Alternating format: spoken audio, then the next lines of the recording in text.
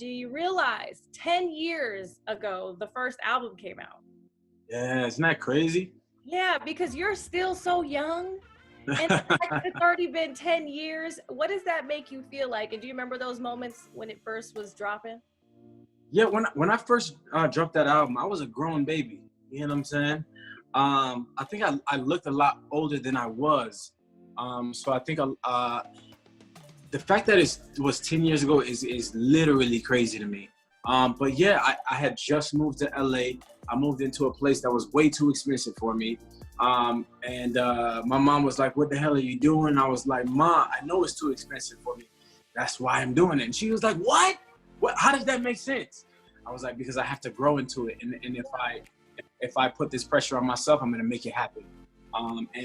Yeah, it worked out. I would not recommend doing that. I think that's a terrible idea.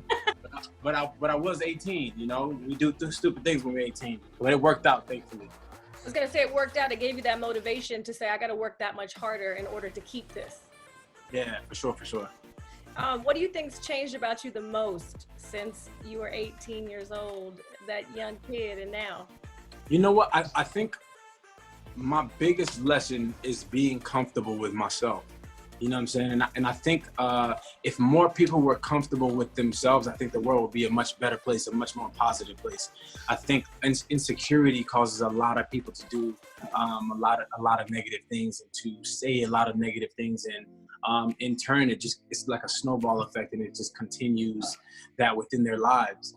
But me being comfortable in my own skin has done wonders for my life. You know, I'm always happy. I think that's the secret to life is just literally being happy with what you have, so that you can humble yourself enough to always continue to grow. Absolutely. That's well said. Well said.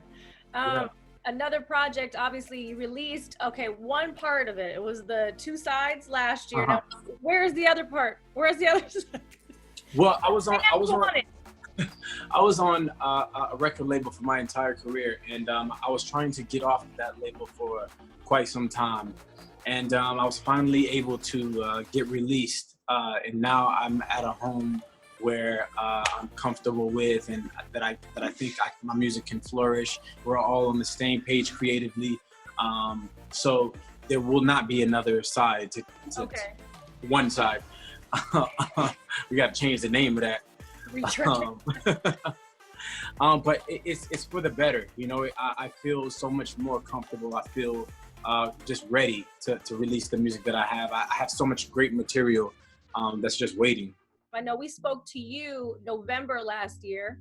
You said you have this daredevil lifestyle of adventure. How are you feeding that adventure right now, staying in the house? You know what? That adventure is gone. Yeah, because even last night, my photographer David, there was like a cricket on the gate, and he was like, "Yo, you gotta do this. It's for TikTok. People are gonna love to see you mess with the man." I was like, "Bruh, I don't know if you remember who I am, but we don't play with that. Nah, it's a cricket. It's a wild animal." So none of that is happening.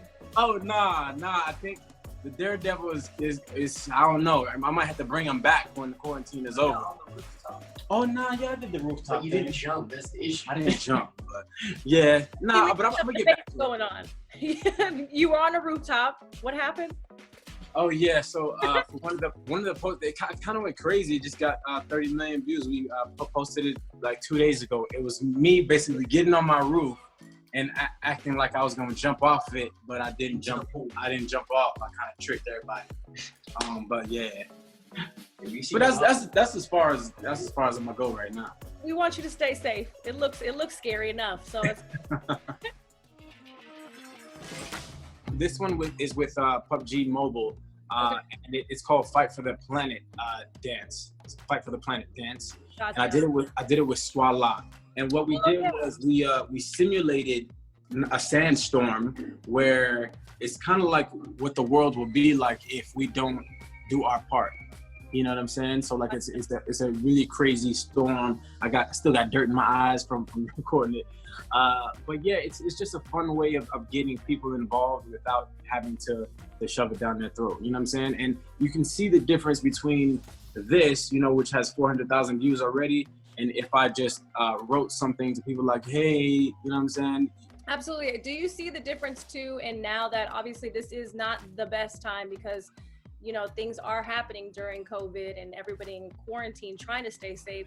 But now I feel like, especially with TikTok too, all these platforms, you could see, more eyes can see it.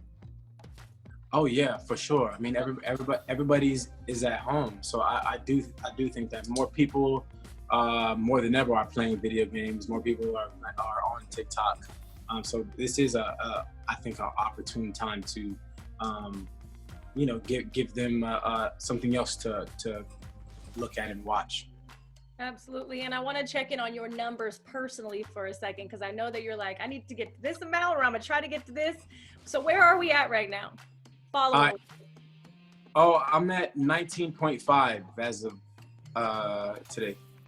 Whew. Yeah. How fast did it grow? I started in March. Okay, so and it's No, it's crazy. what's today? May 15th. So that's insane. You're doing insane. like TikTok chef, you're cooking, you're doing all kinds of stuff. So this is what I do. It's called Millie Meals. So like every time I hit 1 million, I have to do like this crazy meal. And yeah, in the process, I'm actually learning how to cook a little bit. Like I was terrible, but like some of the things that I'm cooking, I'm like, low key, this is some of the best food I've ever had.